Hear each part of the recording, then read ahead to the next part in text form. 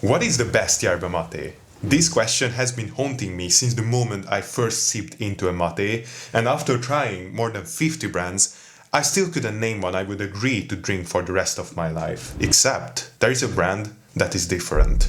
Anna Park. Hyper-focused on organic production, a unique smokeless drying, and a price tag twice as much as our usual yerbas. I tasted it once, more than a year ago, and one refill of it affected me so intensely that I perceived all other yerbas tasting bad for the rest of the day. Are my memories right?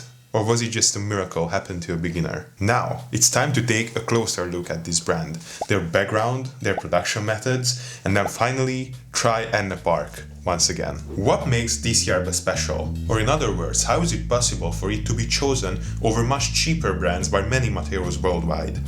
Unlike most brands, Anna Park does provide a picture of their production methods and brand identity on their website, so let's take a look at that. Anna Park is a 100-year love story, patiently nurtured in harmony with nature. In 1920, its creator Eric Barney came upon a remarkable place. Two beautiful hills surrounded by red soil, free of stones. There he planted the first tree, and the true miracle of the soil occurred.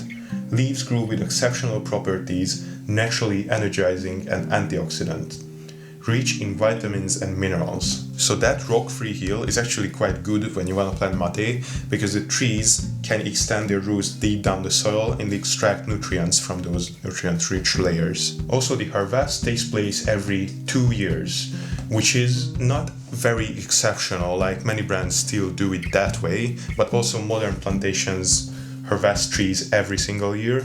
They dry the leaves without smoke, which is good but nothing special. Many Argentinian brands do it that way, like Kraus or Playadito or Amanda, they are all smokeless. But Anna Park claims to use a different form of smokeless drying, which is slower, which I don't understand the difference, but they say they do it differently. Okay, now this is interesting.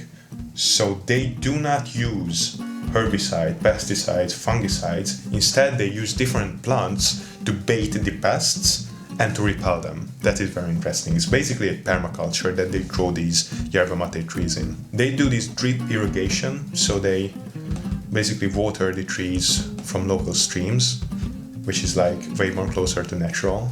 So this is basically a bunch of nice things written on a website, but everyone can do that.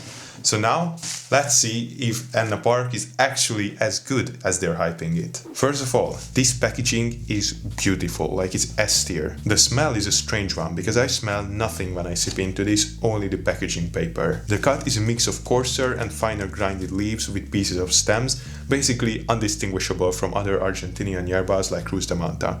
Before I taste it, let me tell you what I remember from my first and only taste of Anna Park more than a year ago. So my friend prepared it in a huge ceramic gourd, and I took one refill, and instantly a super intense taste flooded my mouth that tasted like two things in the same time. One was vanilla, the other one was acid, like it was sour, and above all, it was just euphoric. And then when I went back to drink my Canaria Serena, that one started to taste sour as well, but that somehow the bad way. I was like, maybe Anna Park was so good that I will not be able to enjoy any other mate anymore in my life. Fortunately, my taste returned the next day, but that memory will stay with me. Now, after a year, let's taste Anna Park again.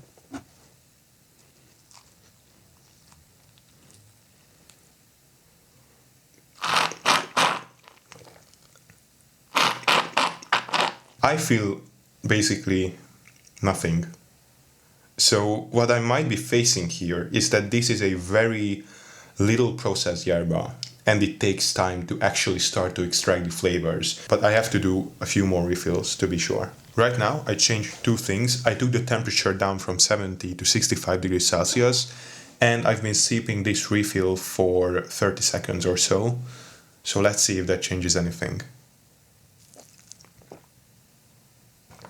Well, yes, it does. This gets very, very good. It's woody and vanilla-like sweet in the same time. It is very interesting.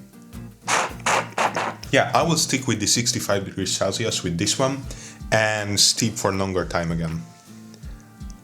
And I suspect the next refill will be brilliant. Wow, and it's starting to have this beautiful foam. You very rarely get this kind of foam from Argentinian yerbas. You mostly get that light, big bubbles that pop instantly, but this one seems to have, you know, that heavy kind of foam that you get from like Canarias and things like that. By the way, foam means quality in most cases, because when there's more foam, that means more compounds have been extracted from the leaves. That usually means that the refill will be more delicious because there is more stuff in it. Yes, it's arriving. It's here.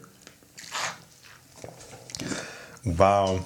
Anna Park gets its full power now. What I didn't remember exactly is this very woody and very natural taste together with that vanilla-like sweetness. Wow, man. 30 minutes have passed after drinking 4 refills of Anna Park, and I feel this very nice elevated focus and comfort.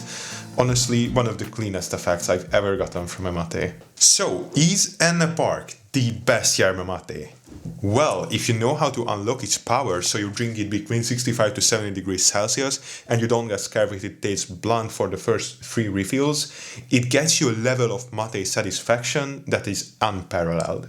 Does it worth the higher price? That's the harder question, because if you're a beginner, Anna Park is actually a great choice to start with because it's unsmoked and coarsely cut.